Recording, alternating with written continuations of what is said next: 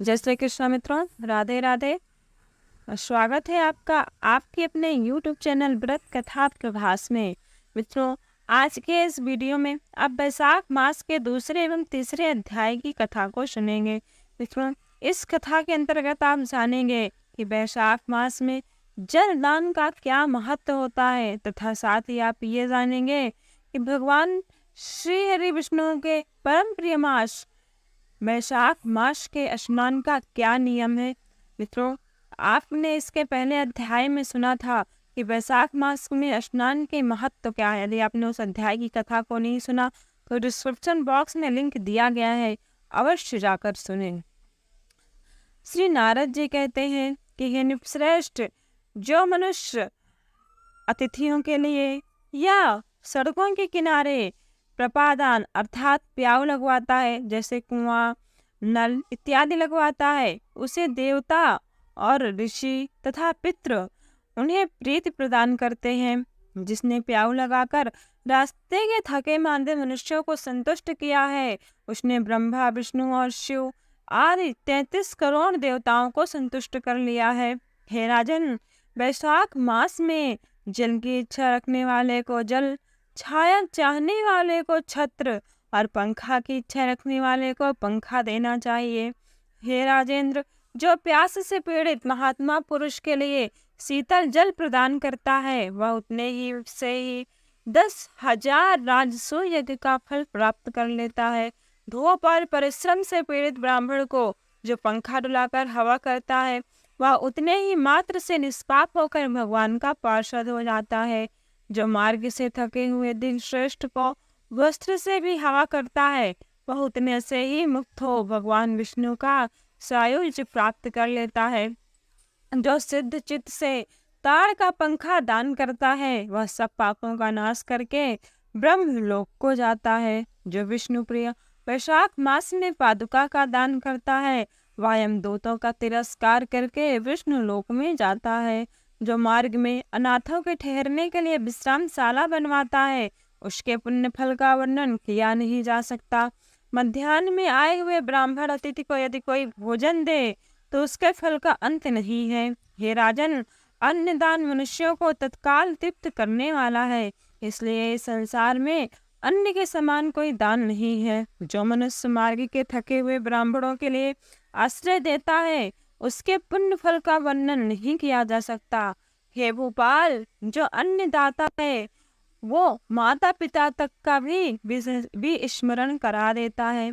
इसलिए तीनों लोक में अन्न दान के समान कोई दान नहीं बताया गया। माता और पिता केवल जन्म देते हैं, पर जो अन्न देकर पालन करता है वह माता पिता से भी बड़ा है। बैसाख मास में महीरथ नाम का एक राजा था, जो बैसाख मास के स्नान के पुण्य फल से वैकुंठ धाम को चला गया।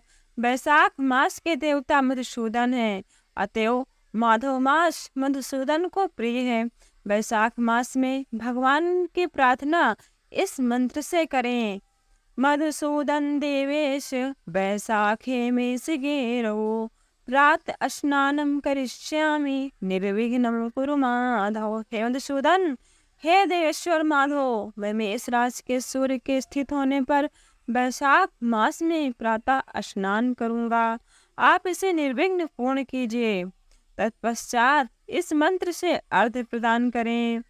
बैसाखे में सिगे भानु, प्रातः स्नान परायणः, अर्घ्यते हम पदश्यामि गृहाण मधुसूदन। अर्थात सूर्य के मेष राशि पर स्थित होते हुए बैसाख मास में प्रातः स्नान के नियम में संलग्न होकर मैं आपको अर्घ्य देता हूँ।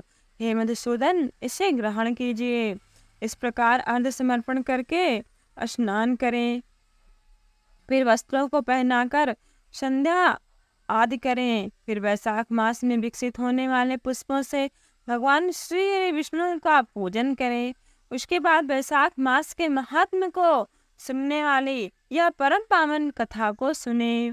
ऐसा करने से कोटि कोटि जन्मों के पापों से मुक्त होकर मनुष्य मोक्ष को प्राप्त होता है।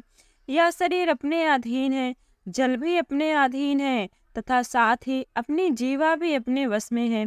अतः इस स्वाधीन शरीर से स्वाधीन जल में स्नान करके स्वाधीन जीवा से हरि इन 2 अक्षरों का उच्चारण करते हुए स्नान करें। जो वैशाख मास में तुलसी दल से भगवान विष्णु का पूजन करता है वह विष्णु की सायुज्य मुक्ति को पाता है। अतः अनेक प्रकार के भक्ति मार्ग से तथा भांति भांति के व्रतों द्वारा भगवान श्री विष्णु की सेवा तथा उनके सगुण या निर्गुण स्वरूप का अनन्य चिंतन करना चाहिए।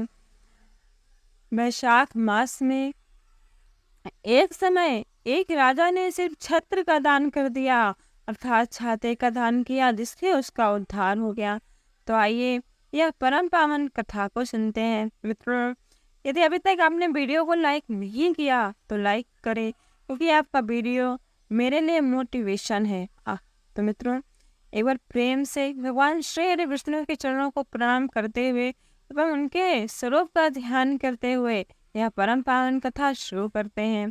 श्री नारद जी कहते हैं कि एक समय विदेहराज जनक के घर दोपहर के समय श्रुतदेव नाम से विख्यात एक श्रेष्ठ मुनि पधारे, जो वेदों के ज्ञाता थे। उन्हें देखकर राजा बड़े उल्लास के साथ उठकर खड़े हो गए और मधुपर्क आदि सामग्रियों से उनकी विधि पूर्वक पूजा करके राजा ने उनके चरणोदक को अपने मस्तक पर धारण किया।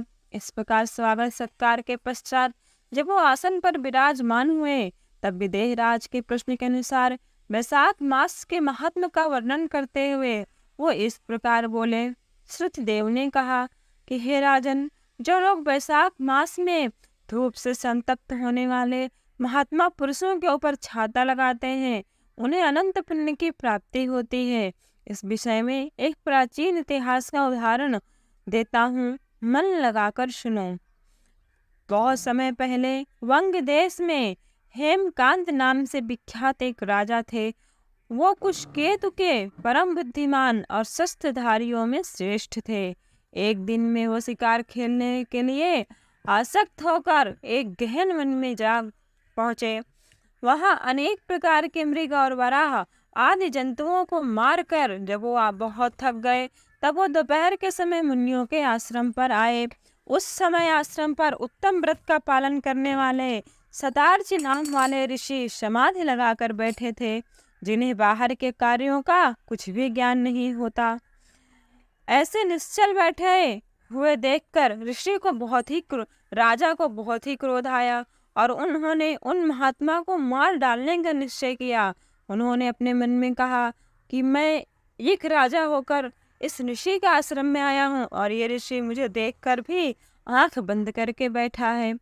और उन्हें ऋषि को मारने के लिए आगे बढ़े।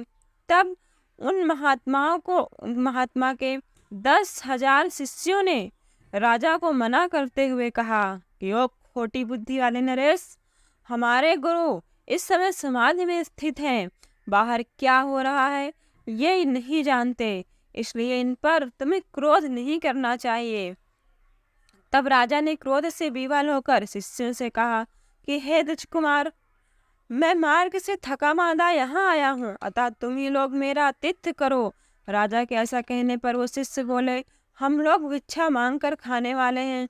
गुरुजनों ने हमें किसी के आतिथ्य के लिए आज्ञा नहीं दी है। हम सर्वथा गुरु के अधीन हैं, अतः तुम्हारा आतिथ्य हम कैसे कर सकते हैं।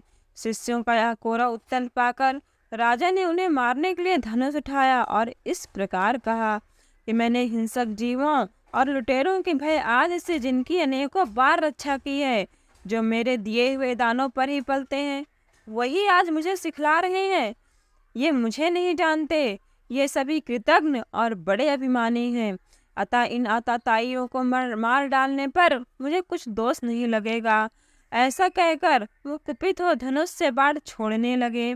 बेचारे शिष्य आश्रम छोड़कर भय से भाग चले।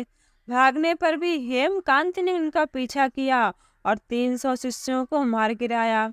शिष्यों के भाग जाने पर आश्रम पर जो कुछ सामग्री थी उसे उस राजा के पात्मा सैनिकों ने लूट लिया। राजा के अनुमोदन से ही उन्होंने वहाँ इच्छानुसार भोजन किया। तत्पश्चात दिन बीतते बीतते राजा की सेना अपने सेना के साथ अपनी पुरी में आया। राजा कुशकेतु ने जब अपने पुत्र का यह अन्यायपूर्ण कार्य सुना, तब उसे बहुत ही क्रोध आया और उन्होंने अपने पुत्र को राज्य के अयोग्य समझकर उसकी निंदा करते हुए उसे देश निकाला दे दिया। पिता के त्याग देने पर हेमकांत घने वन में चला गया।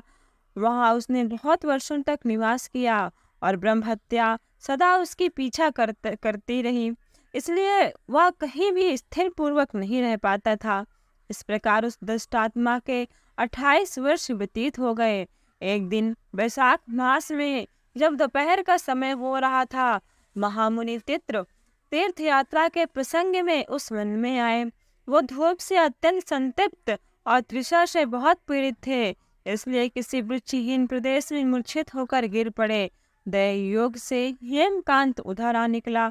उसने मुनि को प्यास से पीड़ित, मूर्छित और थका मांदा देख बड़े ही दया किया। उसने प्लास के पत्थर से छत्र बनाकर उनके ऊपर आते हुए धूप का निवारण किया और वह स्वयं मुनि के मस्तक पर वह छत्र लगाकर खड़ा हुआ ताकि मुनि को धूप न आए, और तुम्बी में रखा हुआ जल उनके मुंह में डाला। इस उपचार से मुनि को तुरंत ही चेतना आ गई और उन्होंने छतरी के दिए हुए पत्ते की छाते को लेकर अपनी व्याकुलता दूर की। उनकी इंद्रियों में कुछ शक्ति आई और वो धीरे धीरे किसी गांव में पहुंच गए। उस पुण्य के प्रभाव से हेमकांत के 300 ब्रह्म हत्याएं नष्ट हो गई। इसी समय यमराज के दूत हेमकांत को लेने के लिए वन में आए। उन्होंने उसके प्राण लेने के लिए संगरणी रोग पैदा किया। उस समय प्राण छूटने की पीड़ा से छटपटाते हुए हेमकांत ने 3 अत्यंत भयंकर यमदूतों को देखा, जिनके बाल ऊपर की ओर उठे थे। उस समय अपने कर्मों को याद करके वह चुप हो गया। छत्रदान के प्रभाव से उसको विष्णु भगवान का स्मरण हुआ। उसके स्मरण करने पर महाविष्णु ने विश्वक्सेन से कहा कि तुम शीघ्र जाओ, यमदूतों को रोको, हेमकांत की रक्षा करो। अब यह निष्पाप और मेरा भक्त हो गया है। उसे नगर में ले जाकर उसके पिता को सौंप दो।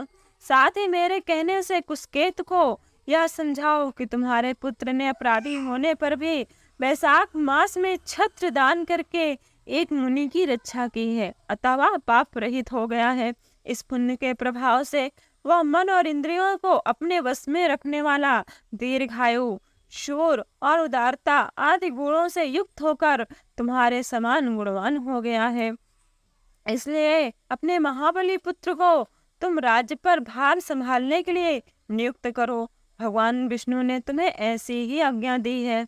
इस प्रकार राजा को आदेश देकर हेमकांत को उनके अधीन करके यहाँ लौट आओ। भगवान श्री हरि विष्णु का यह आदेश पाकर महाबली विश्वक्सेन ने हेमकांत के पास आकर यमदूतों को रोका और अपने कल्याण में हाथों से उसके सब अंगों में स्पर्श किया।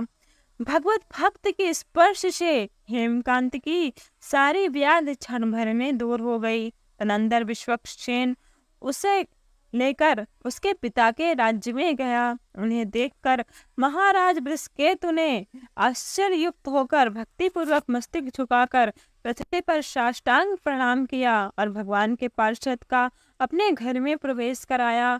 वहाँ नाना प्रकार के स्तोत्रों से उनकी स्तुति की तथा वैभवों से अनेक सामग्रियों से उनका पूजन किया। तत्पश्चात महाबली विश्वक्सेन ने अत्यंत प्रसन्न होकर राजा को हेमकांत के विषय में भगवान श्री हरि विष्णु का वह संदेश दिया जो स्वयं भगवान श्री हरि विष्णु ने कहा था। उसे सुनकर कुशकेतु ने पुत्र को राज्य पर बिठा दिया और स्वयं विश्वक्सेन की आज्ञा लेकर पत्नी सहित वन को प्रस्थान किया। तदनंतर महामना विश्वक्सेन हेमकांत से पूछकर और उसकी प्रशंसा करके श्वेत द्वीप में भगवान महाविष्णु के समीप चले गए।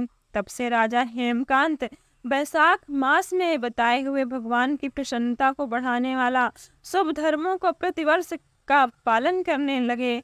वो ब्राह्मण भक्त, धर्मनिष्ठ, शांत, जितेंद्रिय, सब प्राणियों के प्रति दयालु और संपूर्ण यज्ञों की दीक्षा में स्थित रहकर सब प्रकार की संपदाओं से प्रसन्न हो गए और उन्हें सब कुछ मिला। उन्होंने पुत्र, पौत्र तथा समस्त भोगों का उपभोग करके भगवान श्री हरि विष्णु के परम धाम को प्राप्त किया। वैशाख मास के में नियम पूर्वक स्नान एवं थोड़े से दान करने से मनुष्य अतिशय पुण्य प्रदान प्राप्त कर लेता है। पाप रूपी ईंधन को अग्नि की भांति जलाने वाला परम सुलभ तथा धर्म, अर्थ, काम और मोक्ष यह चारों पुरुषार्थ देने वाला यह मास अत्यंत पवित्र है। जो मनुष्य इस परम पावन कथा को पढ़ता अथवा सुनता है उसके सभी पाप नष्ट हो जाते हैं। तो एक बार प्रेम से बोलिए भगवान श्री हरि विष्णु की जय। मित्रों, यदि यह वीडियो आपको अच्छा लगा हो तो वीडियो को एक लाइक अवश्य करें और कमेंट बॉक्स में जय श्री हरि विष्णु अवश्य लिखें। और ऐसी कथाओं के लिए हमारे चैनल को सब्सक्राइब कर बेल आइकॉन दबाना न भूलें। जय श्री कृष्णा।